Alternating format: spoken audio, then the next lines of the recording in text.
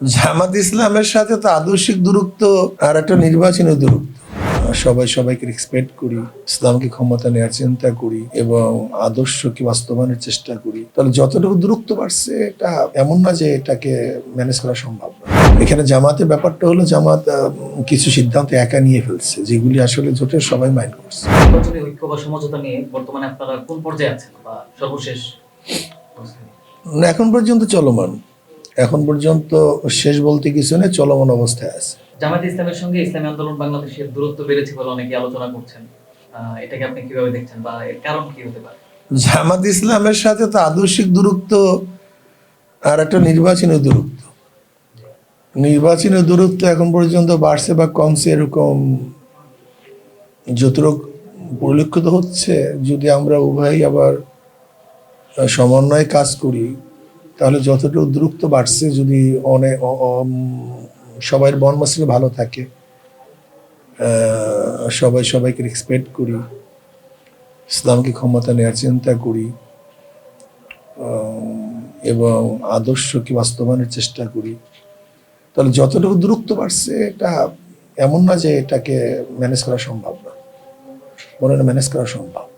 এর মধ্যে কোনো গুরুত্বপূর্ণ কারণ আছে কি যে অল্প দূরত্ব যেটা হচ্ছে? না, গুরুত্বপূর্ণ কারণ তো বাস আসলে আমাদের যারা একই সাথে অ্যালায়েন্স করছি তাদেরকে উভয়কে রেসপেক্ট করা দরকার। সম্মান, শ্রদ্ধা, ভালোবাসা, আন্তরিকতা, উভয়ের সাথে খোলামেলা কথা বলা দরকার। একা একা কোনো সিদ্ধান্ত না নেওয়া দরকার, জোট ভিত্তিক একা সিদ্ধান্ত নেওয়া যায় না। এখানে জামাতের ব্যাপারটা হলো জামাত কিছু সিদ্ধান্ত একা নিয়ে ফেলছে, যেগুলি আসলে জোটের সবাই মাইন্ড করছে। আশা করি এগুলি ভবিষ্যতে যেন না হয়, আমরা সতর্ক করছি। যেমন এনসিপির ব্যাপারটা সবাইকে পরামর্শ ভিত্তিতে করা উচিত ছিল, সেখানে হয়তো করে ফেলছে, কিন্তু এরকম ভবিষ্যতে না করলে এটা ভালো, তাহলে আমাদের একই সাথে পথ চলতে সুবিধা হবে।